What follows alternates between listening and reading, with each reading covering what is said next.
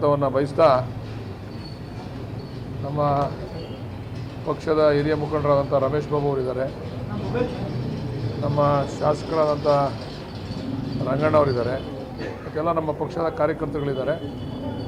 ಇವತ್ತಿನ ಪತ್ರಿಕಾಗೋಷ್ಠಿಯ ಉದ್ದೇಶ ಏನು ಅಂತಂದರೆ,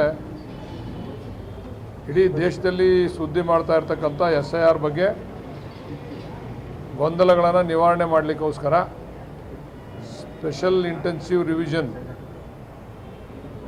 ಅನೇಕ ಗೊಂದಲಗಳನ್ನು ಸೃಷ್ಟಿ ಮಾಡ್ತಾ ಇದೆ. ಇದು ಎಲ್ಲ ಪಶ್ಚಿಮ ಬಂಗಾಳದಲ್ಲಿರ್ಬೋದು, ಬೇರೆ ಬೇರೆ ಜಾಗಗಳಲ್ಲಿ, ಬೇರೆ ಬೇರೆ ರಾಜ್ಯಗಳಲ್ಲಿ ಅದರದ್ದೇ ಆದಂಥ ಬಣ್ಣಗಳನ್ನು ತೆಗೆದುಕೊಳ್ತಾ ಇರ್ತಕ್ಕಂಥ ರೀತಿ ನೀತಿಗಳನ್ನು ನಾವು ನೋಡ್ತಾ ಇದ್ದೇವೆ.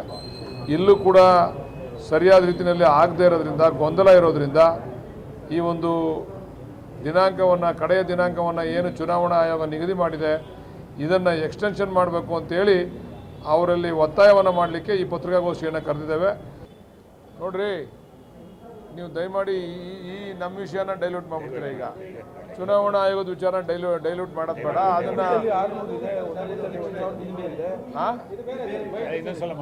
ನಾಳೆ ಮಾತಾಡ್ತೀವಿ. ಏನು ಅವ್ರು ಪಾಪ ಮಾಡಲಿ, ಅವ್ರಿಗೆಲ್ಲರಿಗೂ ಶುಗರ್ BP ಜಾಸ್ತಿ ಆಗಿದೆ, ವಾಕಿಂಗ್ ಮಾಡಬೇಕು ಅಂತ ಡಾಕ್ಟ್ರ್ ಹೇಳಿದ್ದಾರೆ.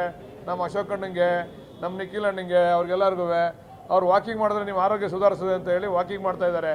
ಯಾಕೆ ಈ ಮಾತು ಹೇಳ್ತಾ ಇದ್ದೀನಿ ಅಂತಂದರೆ, ಯಾರು ಈ ಒಂದು ಕಾರ್ಯಕ್ರಮದ ಪಿತಾಮಹಗಳಿದಾರಲ್ಲ ಅವರೇ ಪಾದಯಾತ್ರೆ ಮಾಡ್ತಾರೆ ಅಂದರೆ ಹಾಸ್ಯಾಸ್ಪದ ಅಲ್ವೇನ್ರಿ? ನಾನೇ ಆ ಯೋಜನೆಯನ್ನು ಜಾರಿಗೆ ತಂದುಬಿಟ್ಟು ನಾನೇ ಪಾದಯಾತ್ರೆ ಮಾಡ್ತೀನಿ ಅಂದರೆ ಜನ ನಮ್ಮನ್ನು ನೋಡಿ ನಗಲ್ಲೇನ್ರಿ? ಅದಕ್ಕೆ ಅವ್ರು ಏನು ಮಾಡ್ತಾವ್ರೆ ಅಂದರೆ, DK ಶಿವಕುಮಾರ್ ಅವರು ಮುಖ್ಯಮಂತ್ರಿ ಆಗಿರೋದ್ರೆ ಸಹಿಸ್ಕೊಳ್ಳೋಕೆ ಆಯ್ತಾ ಇಲ್ಲ, ಅವ್ರಿಗೆ ತಡ್ಕೊಳ್ಳೋಕೆ ಆಯ್ತಾ ಇಲ್ಲ. ಅದರಿಂದ ಅವರು ಮಾಡಲಿಕ್ಕೆ ಹೊರಟಿದ್ದಾರೆ.